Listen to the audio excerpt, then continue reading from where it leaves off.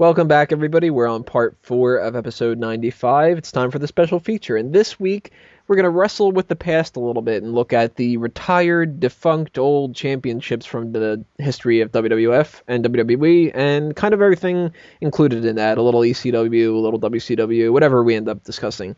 Obviously, we're not going to talk about every single one of these because a lot of them are utterly pointless. One, for instance, this is the only part that we can bother mentioning about it, is the WCW Cruiserweight Tag Team Championship, which lasted, I think it was like 8 days or something. So there's not like this whole history to go behind on that. Oh, remember that classic match that they had? That one match? No, WWE is going to produce a DVD for it, and it's going to be like a 3-disc set. Come on, everyone I does wouldn't that. be surprised if they did that when they actually do the network and they're scrambling for TV shows and shit. I'm still waiting for the Legends House TV series to hit. But there's a lot of them that don't matter, as I said. There's no point in talking about the Junior Heavyweight Championship or the International Heavyweight Championship or the Intercontinental Tag Team Championship. We're mostly going to focus on the ones that had some legitimacy to them and stuck around a little bit. If you asked people to name 30 championships in WWE, I'm pretty sure that they wouldn't be able to, despite how there's been more than 30 of them. But they would mention the ones that we're going to put a lot more focus on, like the $1 Million title and the European Championship and all that. But before we get into the ones that really have some stock to them, I'm just going to run down some things that people might be interested in knowing that they had. The World Martial Arts Heavyweight Championship. The what? Yeah, the World Martial Arts Heavyweight Championship. The first one was Antonio Inoki, and then this is where I get to a name that I have no idea how to pronounce. Shota. It's Chochishvili. Long. Yeah, I have no idea what that is. And then it went back to Antonio Inoki. They just traded this all in New Japan Pro Wrestling with some kind of a connection with WWF. So those kind of titles, they don't really have much going for them. And even when it comes to the Women's Tag Team Championship, it was essentially just Velvet McIntyre and the Glamour Girls. There's and not Drew White. Yeah, and me. Come on, you can't forget me. The majority of these titles, they didn't last more than 2-3 years and traded between 2 or 3 people. But one I wanted to talk about and give some focus and spotlight to is the Light Heavyweight Championship that WWF had and what they eventually transformed and merged into the Cruiserweight Championship. The way we're going to talk about this kind of stuff, by the way, is we're going to talk about our memories of it, who were like some good champions and all that, but also what we think their value is. Do we think that they should be brought back, or do we think that, thank God it's gone and they really don't deserve to have that take up time anymore? Cruiserweight is something that a lot of people have split decisions on. I'm personally of the opinion that we don't need a Cruiserweight division, and if you have a Cruiserweight division, it sort of diminishes the World Heavyweight title, because then it implies that only these huge guys should win the Heavyweight title and the small guys should win the Cruiserweight. And when you make a weight distinction, that makes it a little bit too messed up for a scripted a scripted television show like wrestling, because then you can't have a Daniel Bryan as the heavyweight champion. You have to have him as the cruiserweight. And it works for a company like a UFC or a boxing, but not for WWE. What do you guys think? Well, when you look at the way the World Heavyweight Championship is treated anyhow, it pretty much is that belt. I mean, it's the belt that you get when you're a much smaller guy, when you have main event heat on you, but you're not a big enough name for them to really want to put the WWE title on you. They put the World Heavyweight title for you. It's kind of the stepping stone to the WWE title, unfortunately. I think the last time the World Heavyweight title was on the same level as the WWE title, Triple H had it. No, it was back when it was bouncing between Batista and Edge. I think that's when the I belt. still disagree on that. That didn't even mean that then. Really? I thought Batista elevated that belt. Same thing with when Edge had it. I mean, Edge was coming off of his feud with John Cena. I think it's probably okay. Triple H was probably at its peak, but I don't think the drop to Batista and Edge was that much of a fall. But since those guys left, that belt has been kind of just. It's been kind of the belt you give to guys like a Daniel Bryan or a Dolph Ziggler or an Alberto Del Rio. You give them to the guys that are much smaller but have main event talent. Yeah, the Cruiserweight is not a type of title that I would think you could elevate to the point where it would kind of seem like a world title for a small guy. Well, the problem with the Cruiserweight belt is that people, when they say what they want the Cruiserweight belt, they think back to the matches of the Cruiserweight division. Right. And the thing is that WWE, not only do they not cater to that type of style anymore, but they will never put a precedence onto guys of that size. Because the thing is, the industry has changed as well. You got to look at sorry to cut you off there, Miguel. You got to look at guys like. At one point the WWE was about big, bulky guys, and now it's changed because, there's a lot of heat in terms of steroids and wellness on other companies, TNA. And when you look at that, that's why they're not defining it, because what they're saying now, especially with the Be a Star campaign, anyone can make their dreams possible. Yeah, if you put that title belt back into circulation, it's everyone can make their dreams possible, unless you're a cruiserweight. You're putting emphasis on something that's a weight division and a limit, which is you're limiting the wrestler's abilities. When that division was accessible, you wouldn't have guys like Daniel Bryan or Davey Richards or Eddie Edison and all that lot coming onto the roster. You would have guys like Hulk Hogan, Big Show, guys who are huge and muscular be getting those kind of title shots, and the Cruiserweight title be reserved for everybody else. So, if you had this Cruiserweight Championship, you'd be lucky to move up to mid-card. I think there is a place for it, though, in the case of guys like Tyson Kidd and Evan Bourne and Justin Gabriel, guys who WWE isn't really doing much with now as is. So, give them something to fight over with. I think my only problem is that like they did with the light heavyweight title and like they did with the cruiserweight title later down the line, it's going to become a joke. That's how they do it. They don't put a serious precedence on it, and it becomes a gimmick belt. It's the reason why when they did do a light heavyweight division, and Jim Cornette actually talks about this in one of his shoot interviews. He was in charge of setting up the division, so he called in a lot of those smaller wrestlers, guys that had worked for him. And when they started up the light heavyweight division, it was obvious it was going to be a joke. I mean, the longest reigning light heavyweight champion was Gilbert, a Goldberg clone, and he barely ever even defended the belt. He just kind of had it. He disappeared, and then he cut a promo of coming out of the closet. And I remember Josh Matthews goes, was it Josh Matthews? I think it was Josh Matthews. Gilbert's coming out of the closet. Next. No, Josh Matthews was early to mid 2000s. You're probably thinking Kevin Kelly. Probably Kevin Kelly. Yeah, or it was Todd Pettengill or something. It was literally one of those things where he lost it, and then it got some emphasis on it again with S.A. Rios. Then it ended up dropping off the face of the planet. But as I said, I'll stand by that opinion. The division doesn't work because we're in a different time and we no longer need something. And plus, it's been destroyed. Look at it.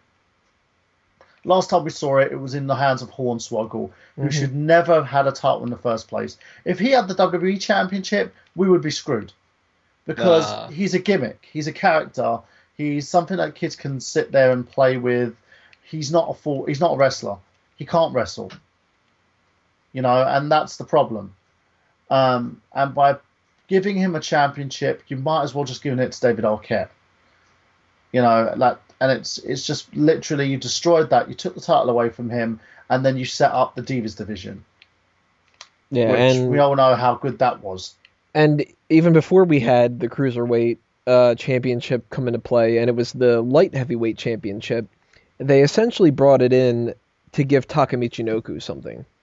And that was it. Actually, no. They gave Originally, the title was going to be given to somebody else, but they couldn't actually secure a deal. So Michinoku was the guy who won it afterwards. Yeah, but I mean, it focused all around Taka Michinoku. He almost held it for an entire year. But his matches were compelling until he joined up with Kaientai and goes, choppy, choppy, pee, pee. But then they kind of passed it back and forth between a lot of these guys, other than a few, Christian and Jeff Hardy for the most part. You know, the Gilbergs and, you know, Dean Malenko held it for a little bit. Scotty 2 Hotty. They, you know, feuds with Brian Christopher and Crash Holly and all that. It was never something that was going to be taken that seriously. If somebody like an X-Pac, who could have been and should have, in my mind, been an Intercontinental champion, if he was kind of like, at that time, the highest that you could get for the light heavyweight championship before they moved over to the Cruiserweight and all that, it's really got nowhere to go. If they would have given it to somebody, you know, even if they would have given it to somebody like a Billy Gunn, he's not a Cruiserweight type of guy, but that would have even seemed better. You know what? They had another title that they could have used for that, and I'll go into that in a little bit when we get to it. But the European Championship was the lower tier one. Yeah, you know, well, they didn't need the Cruiserweight Championship for that. I really want to run down that because I actually fucking hate that title. And by the way, if we're hopping off the light heavyweight championship, the other wrestler that was going to get it was the great Sasuke. Yes. Yeah, and his negotiations fell through because they couldn't come to terms on a proper contract. Well, no. What happened was supposedly what happened was that he. Oh no, he said he didn't want to defend it. He would only defend it in Japan. Yeah. He only wanted to defend it in Japan. He never wanted to defend it or lose it on WWE TV. Is he Bret Hart? So, yeah, basically he was just being moronic. Yeah, he was being moronic. And he got fired, and they went with Taka, which I think. I don't know. I mean, Taka was a big name, but I think they had all their chips on Great Sasuke, considering how big a name he was, and they just kind of improvised from there. Yeah, you can't really make a division out of the people, and you know what? It goes along with the Cruiserweight too. Out of the people like Nunzio and Paul Nunzio's London. Okay. But no, Nuncio's not going to be one of those guys that you can really put the company behind and all that. He's a novelty act at best. But again, the title was never meant to put it behind someone. I think the only person who made it relevant was Gregory Helms. Yeah, and he actually is, if I were to say you're talking best Cruiserweight champion from WWE kind of era, definitely Gregory Helms. He's the only one who made it seem like it actually mattered. Yeah, and the whole issue with that, though, I think, whereas Gregory Helms was actually on the lowest scale that he should have been. He should have been a United States champion. He should never have been kept in the Cruiserweight level.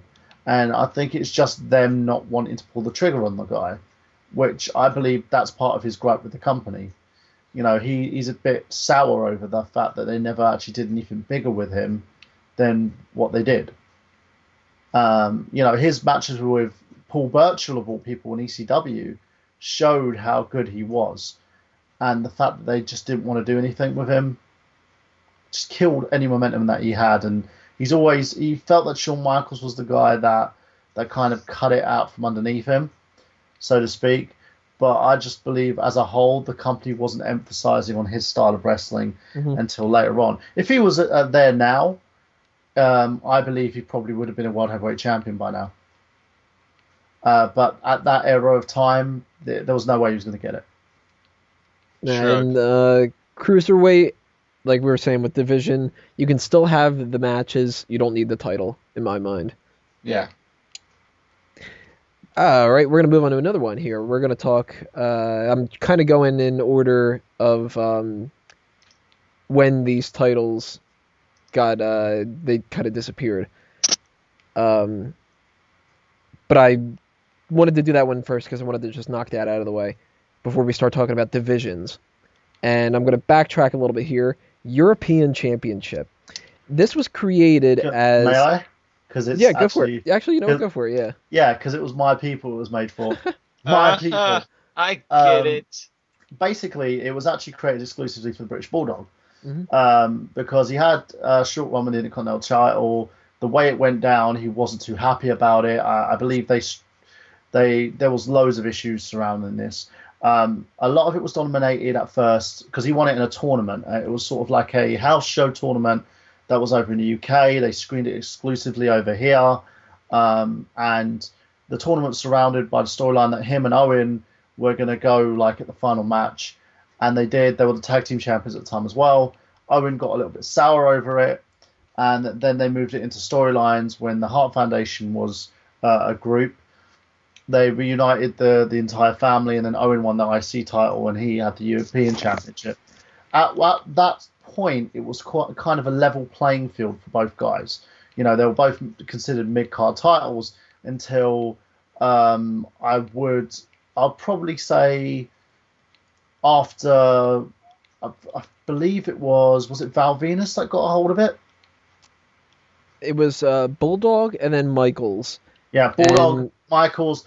And that actually led to one of the best things in the fucking world in wrestling. Is when Shawn Michaels dropped it to Triple H on Raw, and it was ordered by Sergeant Slaughter at the time. Yeah, was for him to defend it. Yeah, the commissioner, not like they didn't really have like the general manager yet. And he ordered him, you know what, you're going to defend the championship against Triple H. And then he did that stupid thing where he just slams Shawn Michaels down, runs from one side of the ring to the other, and then pins him. It's sort of an elbow drop, yeah, and then pins him. And then he's just like, I tried my best. And that was he's holding him up on his shoulders. That was so fantastic. I absolutely loved that. Some people think that cheapened it. I think that was just amazing. It was part of the storyline, and at least it had emphasis on the title. Then you had his feud going on with Owen, where they traded it a couple of times. I didn't like the fact that Goldust was the reason why he lost the championship. I felt that was stupid because it de-emphasized the title. It was like Triple H couldn't give Owen that rub. In terms Started all the way back then. Yeah. In terms of titles like that, it got to the point where it kind of got de-emphasized. Where when Venus got a hold of the belt, I believe Triple H had it, then he lost it to D'Lo Brown. Yeah, that's where it all goes crazy to me. It had a good effort on it, then X-Pac had it, and then it became the lower tier title because you had the Intercontinental title was the one that Triple H was going after, and it was the precursor to that title, and it became the lower card title for guys like X-Pac. He did a good job with it, though. He even beat an established Intercontinental champion in Ken Shamrock, if we remember, where he goes, it's 5-knuckle shuffle time. X-Pac was, they got behind him. He was literally, at one point, one of the top baby faces in the company while holding the European Championship.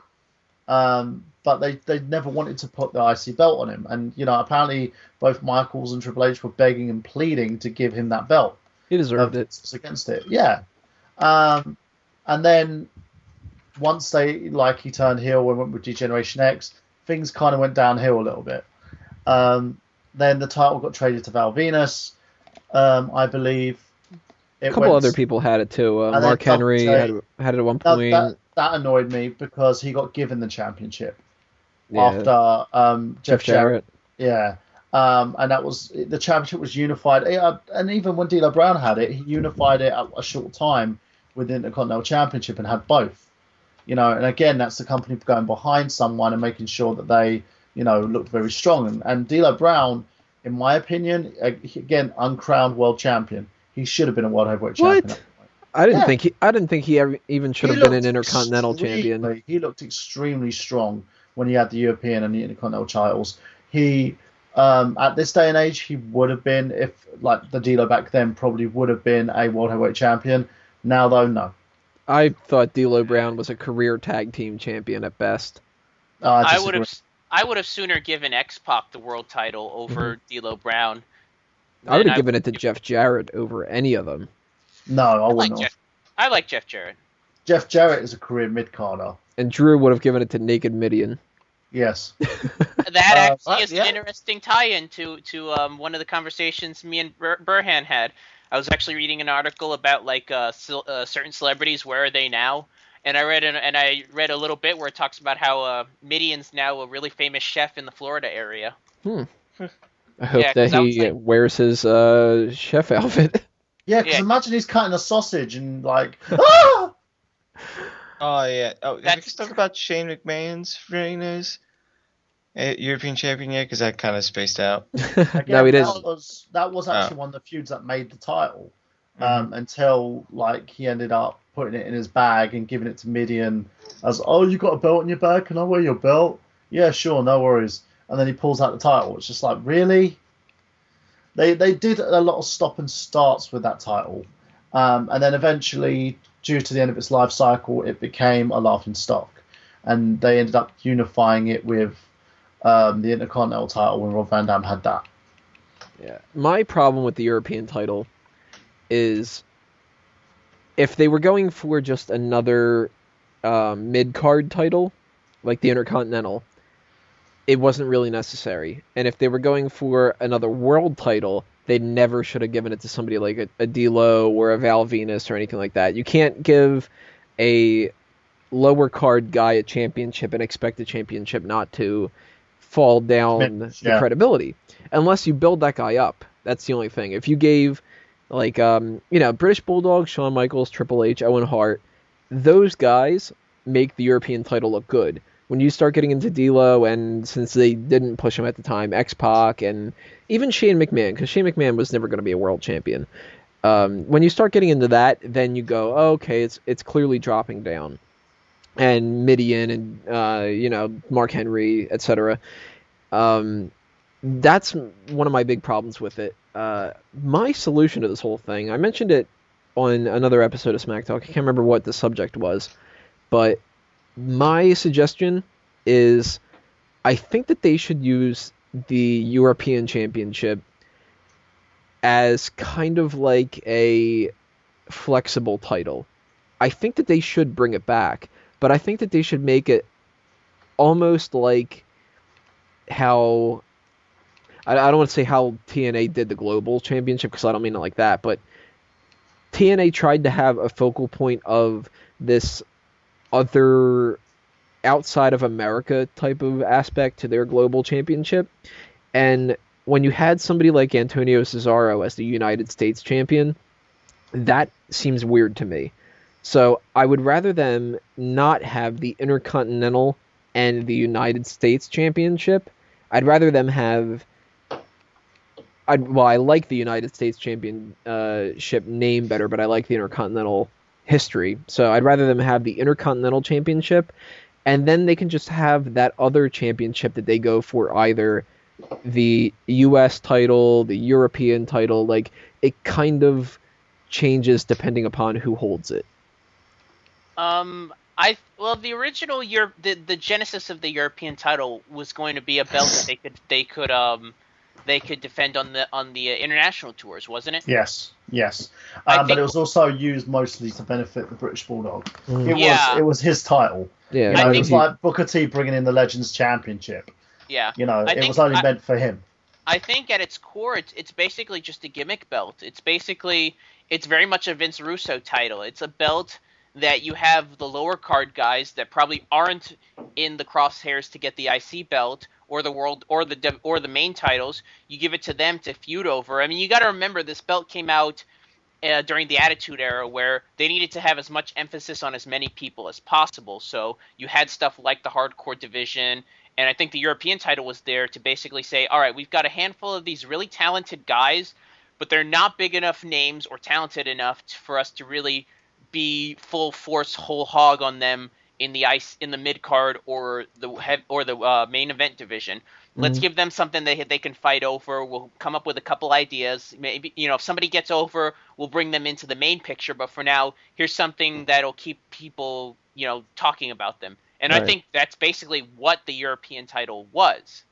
And in terms of if there's enough room in the WWE right now, I think considering how lax the IC division is, I would not want the European title back. I think they need to strengthen their mid-card division right now before they even think about bringing in a secondary belt. I mean, it's kind of for the same reason you didn't want to bring in the Cruiserweight title. It's just right. It's another belt that they really don't need. When like I said, when they're lacking in their mid-card division as much as they are, it's unfortunate because they have the talent. They have enough talent where those two divisions, stretched across both shows. Yeah, they should be they should be blistering at the seams. They literally Yeah. should have both divisions with tons of guys vying for these belts. That's what made the division so interesting before. It was because of the fact that they had these guys. Everyone was vying for a championship. That's why the title was so prestigious. When Kurt Angle had it, everyone was gunning for Kurt Angle. You know, you had matches going on regularly between the Intercontinental Champion and a contender randomly on TV shows, and then they would have the main feud going on during the pay-per-views. You know, you can't leave it at the moment the way that the divisions are. There's no need bringing in another championship until those divisions are strengthened. No, I don't I mean agree I don't on mean that. to I don't mean to bring in the championship on its own, because I would hate it if they just were like, you know what, now we also have the European. I mean, take that extension where they have the WWE title that they have now, where you can have different side plates, and just make the United States Championship a more global championship. And like, if somebody from the United States is holding it, then it's got the American flag on it. And if Can I ask you a question? Are you anti-America? Because that's what Vince would tell you if you like to pitch him that idea. No, I'm more for expanding the global market of WWE, because if Sheamus wins it, then suddenly you've got the Irish kind of gimmick going on with it, and it could still be called something that's like one title. It doesn't need to be like, well, now it's called the European and now it's called the United States or whatever. It could just be called like the International Championship, or like something weird like that. Not international because it doesn't really fit and it's too close to Intercontinental, but maybe that's the global championship if they can use that name. And if Drew McIntyre wins it, then it's no longer the Irish thing with Sheamus. And if Ezekiel Jackson wins it, then that changes, and so on and so forth. You know what I mean? Ezekiel win another title in my life. He's probably never going to even be on the roster anymore. But I forgot that he was still. I forgot that David Otunga was still a part of the roster. But yeah, see, if David Otunga were to win it, then he, being an American, it goes back to having the American flag on it. And it's just kind of like this, it's gimmicky in a sense, but it's a way to get it like to where people can go, oh, look at that, Antonio Cesaro won, and he is this other export from this other country, and we want to focus on that. Because they have more than enough countries, they have more than enough people that represent those countries that it would be a good little focal point. Basically, when Lance Storm turned the United States Championship into the Canadian Heavyweight title. Yeah, an extension of that, sort of. I think it's overcomplicating it. I think that if you pitch this to Vince, he'll just be like, "Why are we gonna do all that? We'll just give the belt to them. No one will care." You know. Plus, I think it would sell toys. I think they're going to sell enough I think they're going to sell enough face plates and stuff like that when they bring out the new belt soon enough. But I don't think they're going to overcomplicate something like that. I think they just want to keep it one belt, one identity, and that's it. I do like the idea of bringing in the European title as a gimmick for a wrestler in the same way that Ted DiBiase had his $1 million belt. I could see an Antonio Cesaro bringing back the European title just for him. Do you know what it would be good for? A lower tier title on somewhere like Saturday Morning Slam. Or Superstars, since they technically still have that. It's just not on TV. I could see that. I mean, isn't that what the European title technically was for a while? It was kind of the Sunday Night Heat title, almost. Yeah, kind of. That would be a great place to put it in, because at the moment you've got guys that you don't really want to push. And I would let them run with it just to see if they've got potential in the future to run with a mid-card title. Yeah, and they've been wanting to defend more titles on the NXT circuit, because I think they had the US belt defended on an episode and the Divas title. That could be a go-to for them, you know, whoever's the European Championship, you know, instead of defending it on Slam or Superstars, they can just, you know, do it at an NXT taping. So but I'd say do it on any of the tapings, and then what you do is, if someone from NXT wins it, then they can come up to like the main roster, like someone like Bo Dallas, for instance, who came up and had that brief feud with Barrett. You could have him come in and then basically ended up like defending that and then dropping it. He goes back to NXT again before he gets called up. You know, it'd be a nice little precursor, a way to see if anyone's ready to make it to the main roster yet. I think the only reason I see that not working is because Vince has to have his hand into that, and I think if Vince had his hand onto it, it would he would play with it for a little while, lose focus, and then completely get rid of it. Mhm. If you wanted something like that, it would have to be on its own. It would have to be something separate from whatever the main thing is. Just give give it to somebody to monitor with all the other lower card guys, and just have it be that. Have it be. You know a what I belt would do? I would get Paul Heyman to take a look at it. Like, have it there and have it as one of his pet projects.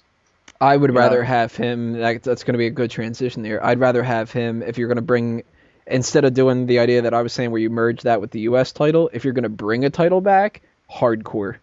Ooh, okay, we're gonna get into that. We're gonna get more into that in a second then, because I'm gonna let you do your intro, but I got a little bit of a rant. Well, actually, I'm going to split this up, and we're going to do this in the next video, starting with the hardcore title.